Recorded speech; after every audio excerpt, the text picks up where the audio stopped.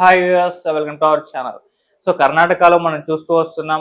అక్కడ deputy CM DK Shivakumar గారికి అలాగే సీఎం సిద్ధరామయ్య గారికి వీళ్ళ మధ్య వివాదాలు ఏర్పడ్డాయని సీఎం కుర్చీ కోసం అని చెప్పేసి గత కొంతకాలం నుంచి కూడా దేశవ్యాప్తంగా ఈ న్యూస్ అనేది వైరల్ అవ్వడం మనం చూస్తూ వస్తున్నాం.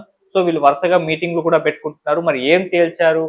మరి ఇప్పుడు సిద్ధరామయ్య గారే సీఎం కుర్చీలో ఉంటారా, లేకుంటే డీకే శివకుమార్ గారికి ఆపర్చునిటీ ఏమన్నా ఇస్తారా అనేది ఒకసారి డిస్కస్ చేద్దాం. ప్రజెంట్ మనతో పాటు సీనియర్ జర్నలిస్ట్ ఇమ్మంది రామారావు గారు వారిని అడిగి తెలుసుకునే ప్రయత్నం చేద్దాం. సార్ నమస్కారం. సార్ నమస్తే బాబు. సార్, ఇది కర్ణాటక కాంగ్రెస్ పార్టీకి చెందిన న్యూస్ అయినప్పటికీ తెలంగాణలో కూడా ఇది వైరల్ అవుతుంది. దేశవ్యాప్తంగా కూడా దీన్ని కవర్ చేస్తున్నాయి, ఎందుకంటే ఫోకస్ అయిపోయింది అది.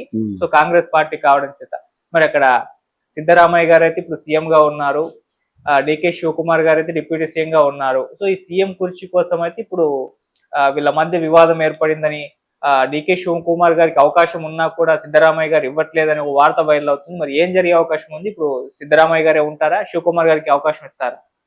ఇక్కడ రాజకీయాల్లో ముందు విశాల హృదయాలు ఉంటాయి. సరే 2.5 years ఉంటాను నేను, తర్వాత చేసుకొని ఎవరు వద్దన్నారు అని అంటాం. ఇది ఎవరు చెప్తారు? వీళ్ళ చిక్కుముడిని ఇప్పడానికి అవకాశం లేనటువంటి పరిస్థితుల్లో హైకమాండ్ చెప్తుంది మాట. ఎవరు నాకు 2.5 సంవత్సరాలు చాలని ఎవరికి వాళ్ళు చెప్పుకోరు, హైకమాండ్ చెప్తుందన్నమాట. హైకమాండ్ ఎందుకు చెప్తుంది? ఇప్పుడు ఇండియాలో ప్రతిష్టాత్మకంగా వారు కాంగ్రెస్ని వాళ్ళు కాంకర్ చేశారంటే చిన్న విషయం కాదు. అది చెప్పింది ఏదో 2.5 నువ్వు 2.5 నువ్వు అని చెప్పేస్తే అది ఏమవుతుందంటే రేపు చిక్కులకి అవకాశం ఉంటుంది. లేదు, సిద్ధరామయ్య మామూలుగా అనుభవస్తులు గనుక ఆయన చీఫ్ మినిస్టర్గా ఉంటాడు.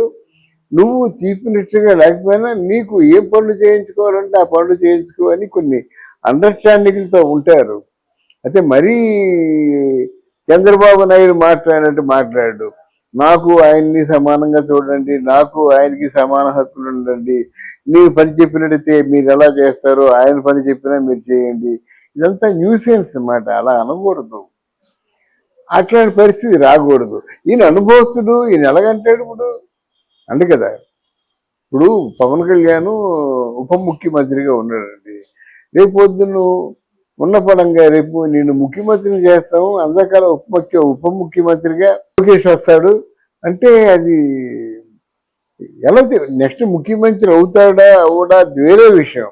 ఆయన తన సీటు వదులుకొని కూర్చోవడానికి అవకాశం లేదు కదా, ఎలా వదులుకుంటాడు సీటు? కానీ ఇటువంటి పీఠముళ్ళు పడిపోయేటువంటి సమస్యలు మాట ఇవన్నీ. ఆయన రాహులే డైరెక్ట్గా చెప్తే బాగుండు.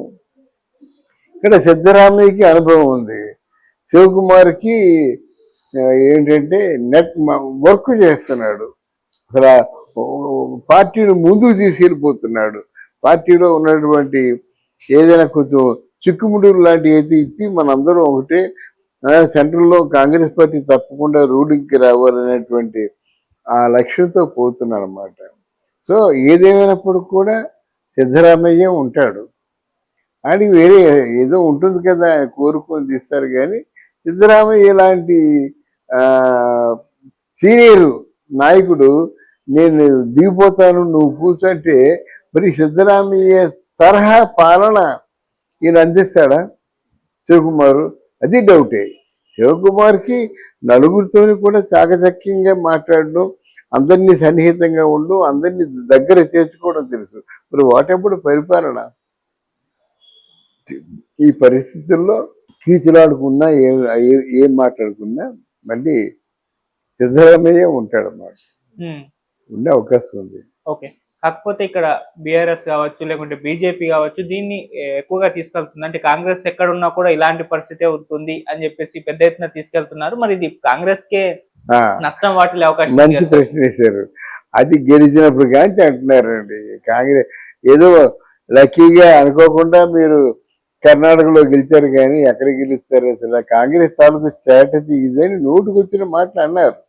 కానీ వాళ్ళకి ఆ మాటల తాలూకు ఎఫెక్ట్ ఏం కనబడలేదు, చక్కగా హాయిగా పరిపాలన చేసుకుంటూ పోతున్నారు అన్నమాట. వీళ్ళు అంటారండి, రాజకీయాల్లో ప్రత్యర్థులు నోటుకొచ్చిన మాట ఎందుకంటారు? కాలు కింద గొయ్యి తవ్వుతారన్నమాట. ఆ గోతులో వాళ్ళే పడతారు. ఓకే. ఎవరి కాలు కింద గొయ్యి వాళ్ళే తవ్వుకుంటారు, వాళ్ళే పడతారన్నమాట. అంతేగాని బీఆర్ఎస్కి కానీ అటు బీజేపీకి కానీ ఎవరికి దీనివల్ల ఇబ్బందులు ఉండవు. సరే, హైకమాండ్ ఏమో వాళ్ళనే తేల్చుకోమని చెప్పినట్టుగా ఒక వార్త వైరల్. అవును. సో సీఎం సిద్ధరామయ్య గారు ఏం చెప్తున్నారంటే హైకమాండ్ ఏది నిర్ణయిస్తే అదే అని చెప్పేసి ఈయన ఇంతకు ముందు మీడియాతో మాట్లాడడం జరిగింది. సో వాళ్ళేమో వీళ్ళనే డిసైడ్ చేసుకోమంటున్నారు, వీళ్ళేమో వాళ్ళు ఏం చెప్తే అదే ఫాలో అవుతామంటున్నారు. సో అది మరి ఇది రాజకీయాల్లో సర్వసాధారణం అండి. రేపు పొద్దున ఉండవలసిన వాళ్ళు ముఖాలు చూసుకోవాల్సిన వాళ్ళు. పెద్ద సమస్య ఉంది. సిద్ధరామయ్య ఒక మాట జారాడు కదా, మరి ఆయన దిగిపోయి ఈయన శివకుమార్ని కూర్చోబెట్టచ్చు కదా. ఆ సిద్ధరామయ్యకి చాలా పెద్దోడు కదా. శివకుమార్ ఈసరికి కొంచెం ఉదురుకున్నట్టు ఆ పెద్ద మనిషిని గౌరవించినట్టయితే నెక్స్ట్ మళ్ళీ ఎలక్షన్లో ఆయనే డైరెక్ట్గా నేను సీఎం అని చెప్పి దిగొచ్చు కదా అని ఇలా డబుల్ వెర్షన్స్లో ఊహాగానాలు బయలుదేరుతున్నాయన్నమాట. బట్ ఏదేమైనప్పుడు సిద్ధరామయ్య మాత్రం ఆ పదవిలోంచి దిగరు. ఈ ఈ సందర్భంలో శివశంకర్ గాని కొంచెం ఓపిక పట్టినట్లయితే కాంగ్రెస్ పార్టీ తాలూకు ఆ సింపతి గెయిన్ చేస్తాడు. నెక్స్ట్ వరకు ఆ సిద్ధరామయ్య లేదు, ఎవరు లేదు, ఖచ్చితంగా నెక్స్ట్ ఎలక్షన్స్ లో శివకుమారే ముఖ్యమంత్రి అవుతారు అన్నమాట. ఈ స్టేటస్ ఉంటుంది. Right sir, thank you so much. Thank you అమ్మా, థ్యాంక్ యూ వెరీ మచ్.